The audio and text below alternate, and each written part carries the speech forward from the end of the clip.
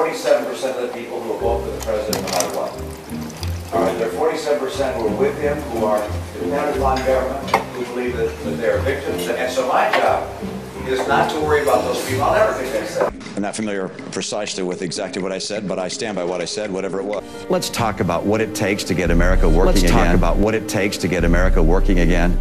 I like being able to fire people who provide services to me. It's the right way to encourage economic growth. Corporations are people, my friend. I was a severely conservative Republican governor. I'm not familiar precisely with exactly what I said, but I stand by what I said, whatever it was. You have an opportunity to get to know me best by looking at my record as governor. I'm pretty proud of a very conservative record, and that record I think will stand up to that of virtually anybody else running in this race. You failed as the governor of Massachusetts.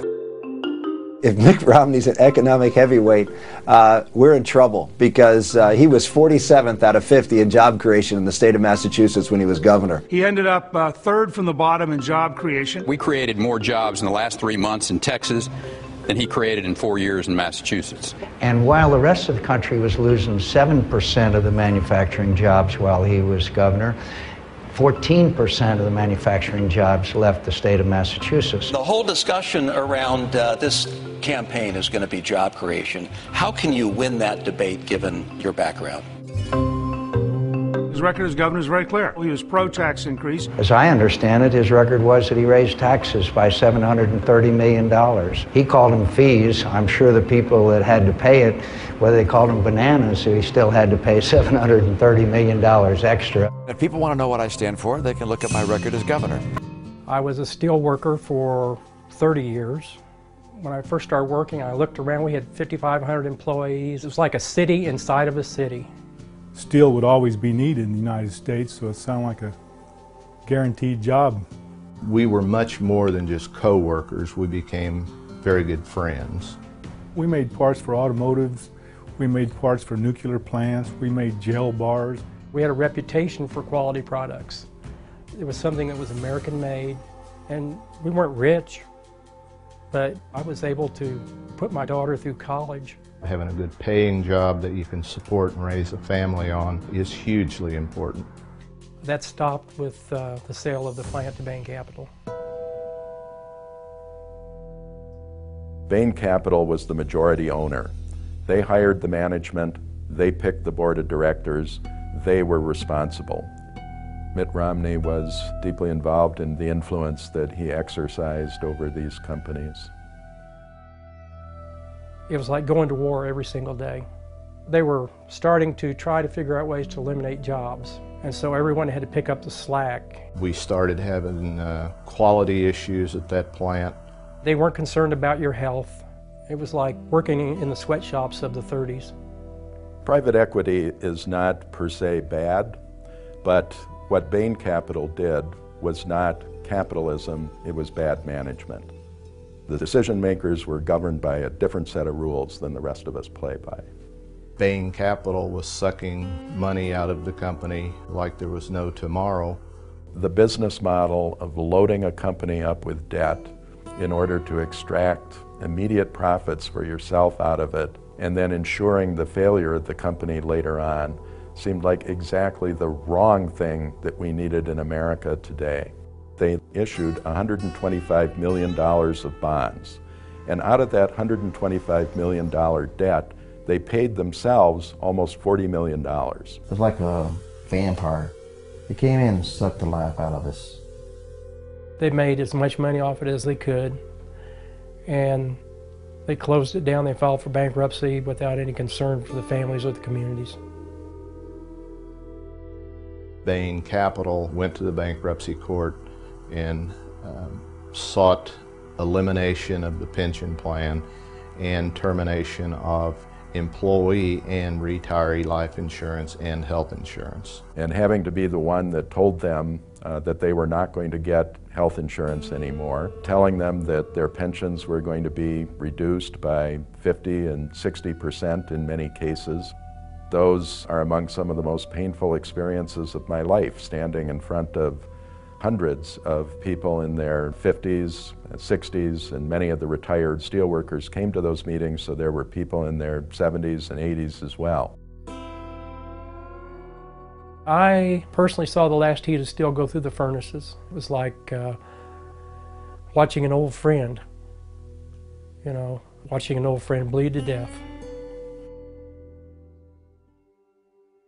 This is what's left of the plant. No rod mill, no melt shop, not much of anything. They came in, they destroyed. You know, you look at this and you just feel amazed that there's nothing, that the steel business is not here anymore. I went out every day for 6 months and I looked for a job. I had a friend that hired custodians, and so I got a job through him with the Penn School District at considerably less money, probably 1/3 of what I was making at the steel mill. We lost all of our health insurance. I was devastated. When you take away all the good paying jobs such as we had here at GST Steel in Kansas City, the middle class is going to become extinct. It makes me angry. Those guys were all rich. They all have more money than they'll ever spend. They have more money than their families will ever spend. Yet they didn't have the money to take care of the very people that made the money for them. BAIN Capital walked away with a lot of money that they made off of this plant because they took all of the money. We view Mitt Romney as a job destroyer.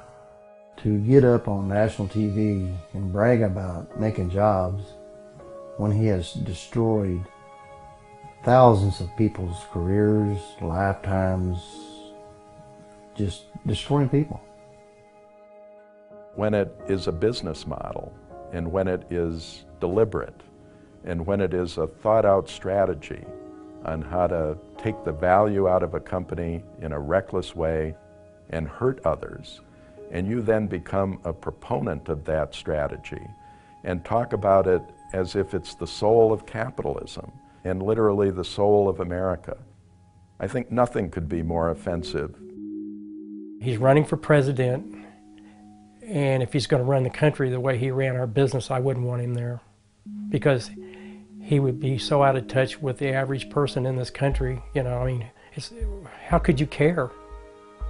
How could you care for the average working person if you feel that way? As a man who wants to run for President of the United States, who can't be honest with the American people, why should we expect him to level about anything if he's president? Should he release the tax returns? I would. This comes from Romney spokesman Kevin Madden, who says, quote, he hasn't paid a penny less in taxes by virtue of where these funds are domiciled, talking about his Bermuda and Cayman Islands accounts. His liability is exactly the same as if he held the fund investments directly in the U.S. Is this actually true that he has broken no laws, he's paid all the taxes he owes and no more? And in fact, the answer to that question is not completely straightforward. Romney has gone to great lengths to keep secret many important details about his wealth, including whether he uses tax loopholes available only to the super rich. This is really something that is not going to appeal to Americans unless Mitt Romney comes out and says, we must change our tax code because it is so gameable. I am one of the people who learned how to make an end run around the system. I have my money in other places around the world to avoid taxes, and so we have to fix this problem. That's not what he's doing, and so people are going to react negatively to this. Your father, he released his tax returns, and for not 1 year, but for 12 years. And when he did that, he said 1 year could be a fluke, perhaps done for show. Will you follow your father's example? Maybe. He was seen as dodging that question so much that we couldn't actually record the number of people who were saying that he was dodging. Governor, will you release your income tax records? Time will tell.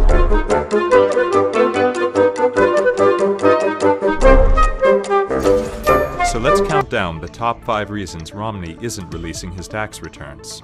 The number 5 reason? He pays a lower tax rate than you do. The multi-millionaire Romney confirmed today that a lot of middle-class Americans have to pay a lot more of their income in taxes than he pays of his. What's the effective rate I've been paying? Well, it's probably closer to the 15% rate than anything. Number 4. Romney has millions of dollars in offshore accounts. We followed the Romney trail of wealth to the Cayman Islands in the Caribbean. He had a secret company in Bermuda. Not a lot of Americans have that. 12 offshore tax haven funds in the Cayman Islands and that Swiss bank account. Number 3. Romney used loopholes to pay less in taxes. Romney has gone to great lengths to keep secret many important details about his wealth, including, as ABC News discovered, whether he uses tax loopholes available only to the super rich. If Romney will avoid a 15% tax, what else would he try to avoid? That's a pretty low tax. Number 2. Under a plan Paul Ryan proposed, Romney would pay only 1% in taxes. Mitt Romney, under Paul Ryan's plan, would pay less than 1% in taxes. It gives a $4.3 trillion tax cut to the wealthiest in this country. And the number 1 reason Mitt Romney won't release additional tax returns? He thinks coming clean will hurt him in the election. Why not should the people of South Carolina see last year's return? Because I want to make sure that I beat President Obama.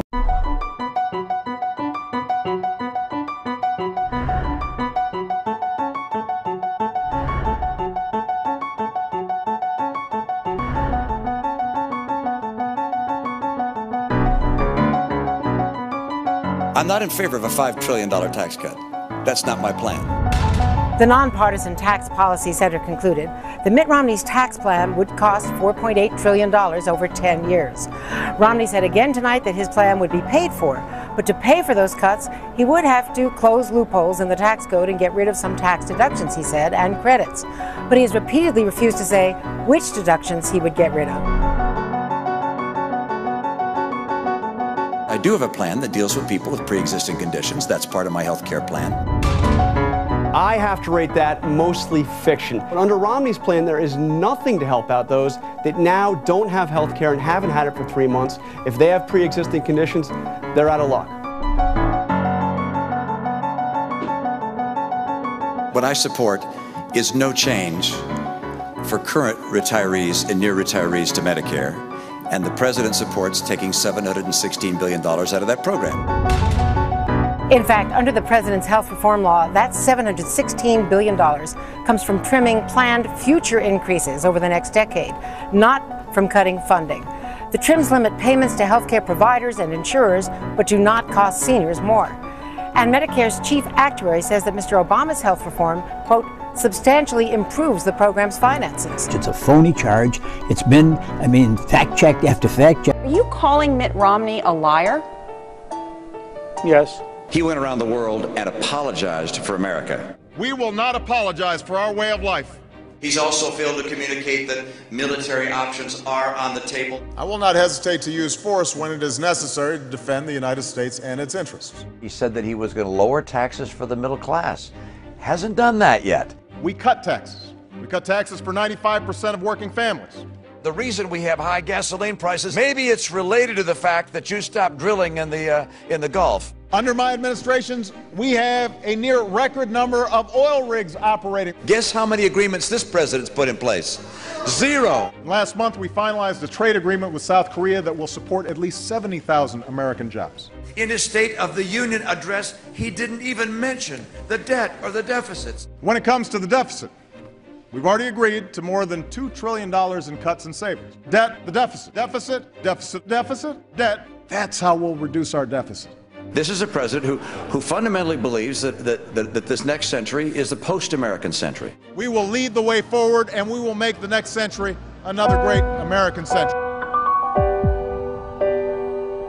That's one thing George Bush said that was right. The president is the decider-in-chief. Nobody can make that decision for you. Look, he knew what would happen. Suppose the Navy SEALs had gone in there and it hadn't been bin Laden. Suppose they'd been captured or killed. The downside would have been horrible for him. But he reasoned. I cannot in good conscience do nothing. He took the harder and the more honorable path, and the one that produced, in my opinion, the best result.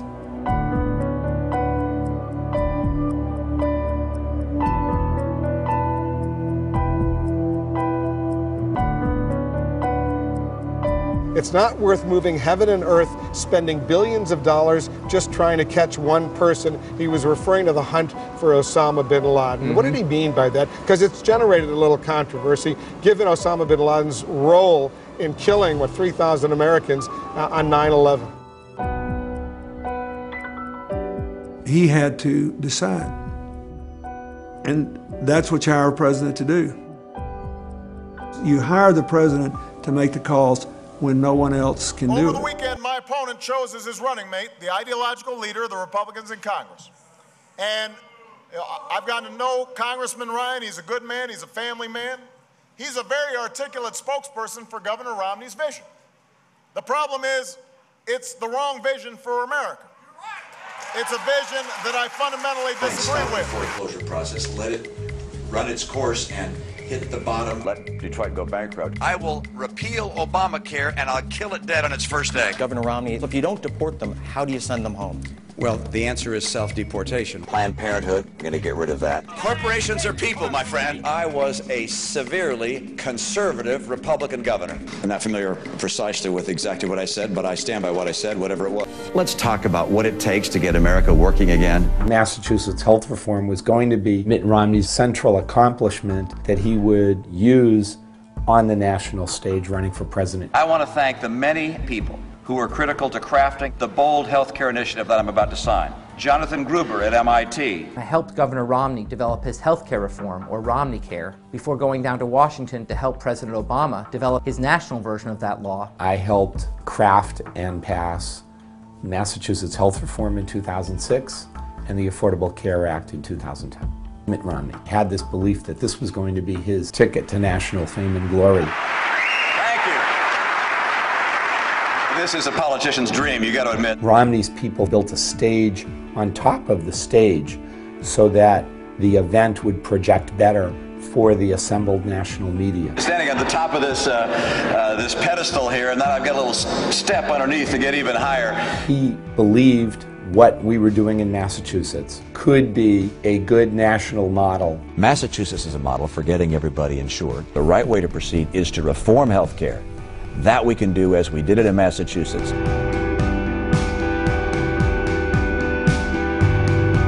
The core of the Affordable Care Act, or Obamacare, and what we did in Massachusetts are identical. It was to President Obama's credit that he said, yeah, it borrowed some ideas from the right, but look, here's something that really worked. We are done.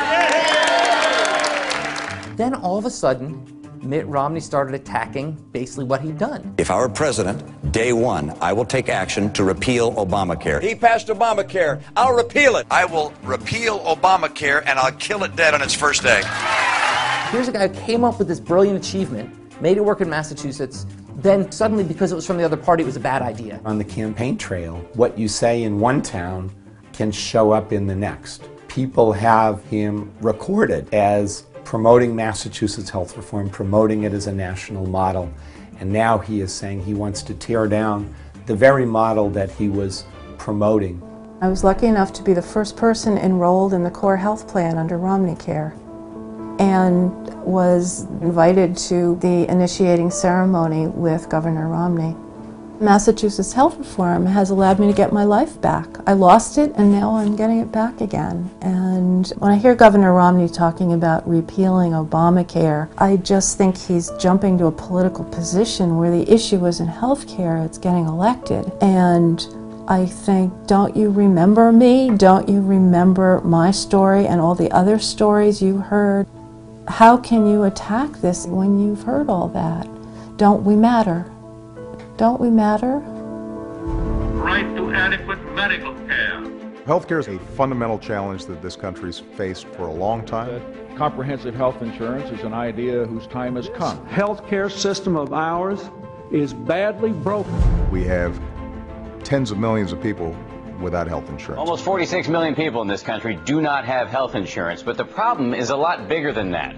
Many people who do have insurance still cannot afford the care that they need. We've got people who were getting a raw deal from their insurance companies. More insurance companies are putting a lifetime cap on health insurance benefits. The Friday before I was to have my double mastectomy, got a letter canceling my insurance. People with pre-existing conditions who couldn't get coverage, or their kids had pre-existing conditions and couldn't get coverage. They kept saying that's pre-existing, it's pre-existing, but I don't know how it can be pre-existing on a baby that was just born. It is heartbreaking. The healthcare system is broken, and it caused my mother's death. I was not going to allow another decade to pass by where we kicked the can down the road because it was politically convenient to do.